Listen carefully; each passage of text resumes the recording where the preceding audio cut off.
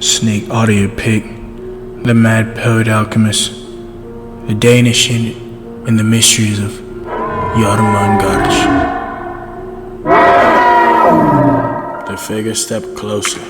Splish splash. The sound of heavy wet feet drawing closer, and then halted just outside the candle's reach. 16-inch man feet with overgrown fungi nails like talons, genetically designed to rip its prey into pieces with ease. Stellison was struck with fear at the sight and quickly turned to retrieve the candle that was posted at the center of the rustic table, and thrusted the light towards the silhouette, his mind unable to fathom the built-in contradiction of body parts attached to his physiology. Oh, good Odin, and the surrounding gods, and all that is holy and sacred. It was a child, a girl to be exact, no older than 7 winters, grinning with an enormous set of dysfunctional teeth that appeared to be hundreds of overlapping shards, all living rebellion, lips dare not meet, overcoming the chamber it resided in. Stellison lost the power of speech, the ability to think, and all instinct to flee. The childlike goblin playfully, dominant, passive-aggressively, leaped into the room and said with 1,000 voices, I know that you're coming to play with me. She stepped closer. Stellison stepped away. I've heard so much about you and your friends, especially the one called Titty. A nickname given to Bear by his soon-to-be wife, who evidently disappeared for several years, witnesses stating was taken by a changeling. The flame from the candle took flight and gradually began to gravitate towards the soul-dividing gape of annihilation that ranked on epic proportions of lukewarm vomit, which was an indicator of disease swimming within the stomach, wanting to spew out. As it crossed the edge horizon her mouth, it began to quiver violently as though fighting for its life, and then suddenly transmuted into a diabolical, psychopathic, illuminating, paratropic blue color, the mind walking on a thin line, teetering on the edge of destruction, the great internal mutiny of mankind. She grabbed Stellison's noggin with her slimy left palm in order to navigate it into the entrance. Moments later, Stellison's ear could hear a woman's voice echoing from inside the child's mouth. Closer. The voice said. Closer. The voice repeated. Closer. To where his head was inside her gape. The beating of drums and the melodious charade flute playing could be heard deep within. The sound of 1,000 heartbeats pumping, a nocturnal orgy of insects singing. Stellison yelled inside his mind. What is this bloody madness? An enticing, alluring, seductive voice replied to remove all ignorance from his brain. I am the Lord of the Woods, a servant of He that lives in the center of Black Eden, a place beyond nameless eons. Yes, the black girl of the forbidden force, whose cover, the yellow one who is not to be known, seated inside her, bearing unto 1,000 young, whom is destined to breed with humans without the tone of the ancient one. Echoed the many voices submerged underwater that came from the yellow glowing hieroglyphs that danced along the wet water. Due to the mental terror, Stellison mustered all his internal focus, trying to bring his mind into one, trying to answer a rhetorical question he had asked himself. A black goat with the voice of a woman, living in a forest, being followed by its young. No, It is not the yogurt that pulls the chairs with corn spear that Thor sits on. This is different.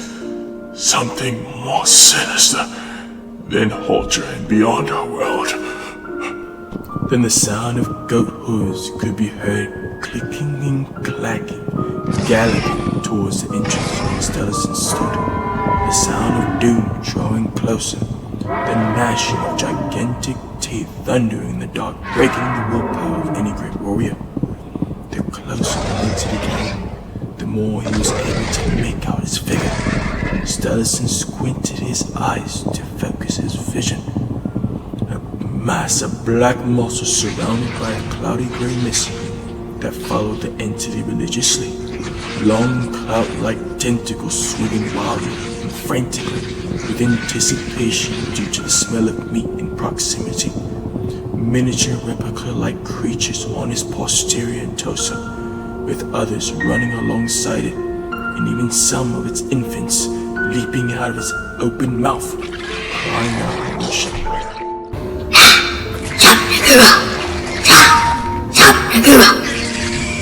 It's over for me, Stellison said hopelessly.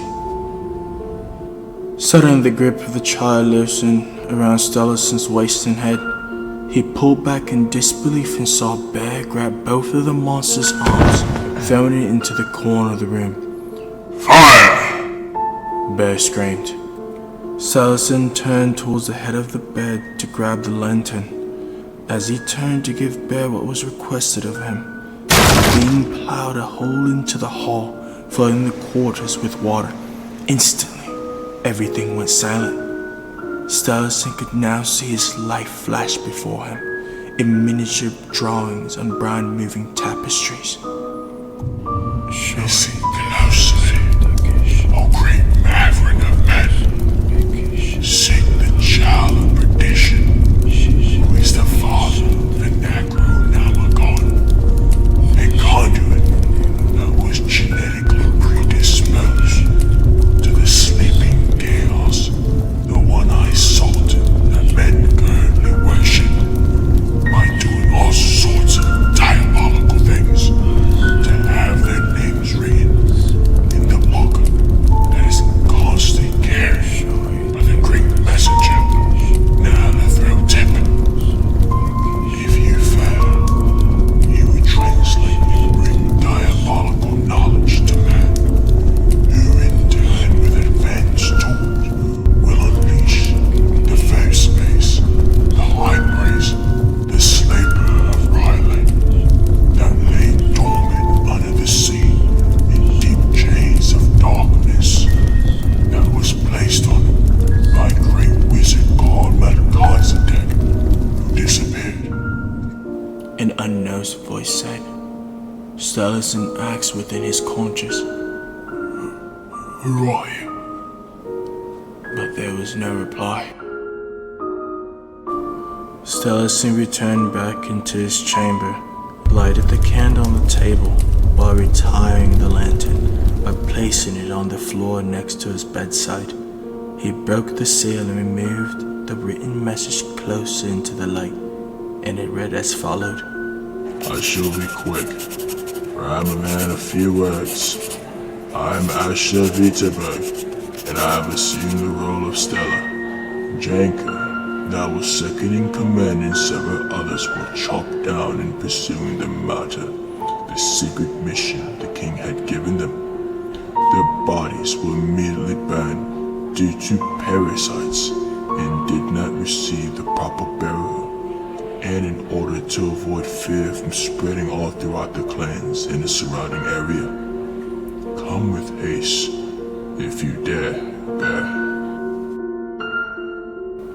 Immediately ascending, the raven flew to Rowick's left shoulder and worked its way down to his upper left forearm in order to capture a full picture, gazing carefully to establish a full facial recognition of its god.